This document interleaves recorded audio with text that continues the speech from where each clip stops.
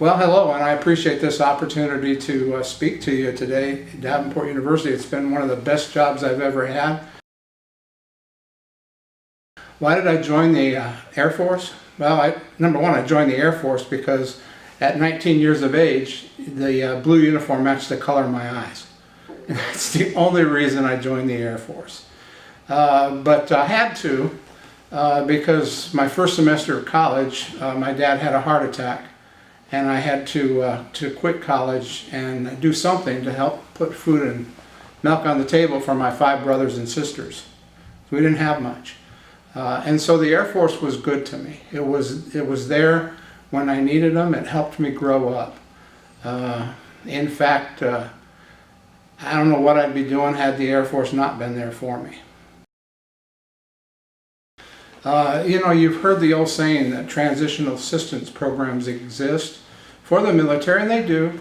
However, it is still tough transitioning from people standing at attention when you walk into a room, people walking to your left side, and a lot of those military customs and courtesies. It's hard to get over that initially. And after a couple of years, my wife said, "Jim, you're not the colonel anymore. Give it up." And it was at that point I realized that I had to, if I was to succeed in higher ed. A lot of my students to this day would never know I was in the military because I made that transition so good. And I attribute that change to success I've had in higher ed. I just briefly discussed the transition. Cultural difference there is that you're used to being in charge, and I was a commander 4 different times. So you're used to being in charge of folks. And let me go back, can I go back to Absolutely. that first? Okay. The hardest thing about transitioning for me too is that having been at the round table, the conference table at the end, and going around and delegating authority to everybody, I was relying on my staff to do the work for me.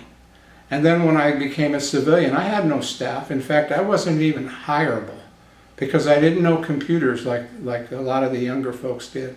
So I had to force myself. I never took a dummy book or bought a dummy book, but I had to sit there and learn how to make mistakes on the computer and trial and error. But with a lot of hard work, you can make the transition. If I can do it, anybody can do it.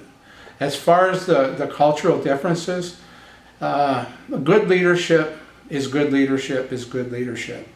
And when you've got an organization that has great leadership in it, there is really no difference because it's caring about the people and putting the people's needs above your own. So when we put the needs of others above our own and we never forget where we came from, we're going to be successful because take care of the people, they'll take care of you.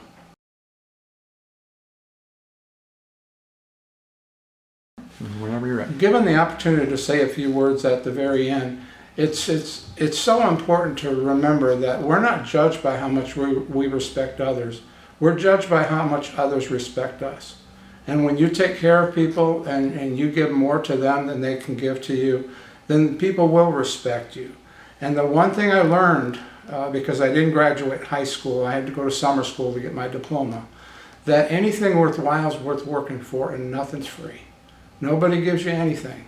But we learn that in the military. We learn that hard work and sacrifice is important. And so therefore, being in a university now, work hard and set your goals high. And you'll be successful. I believe that.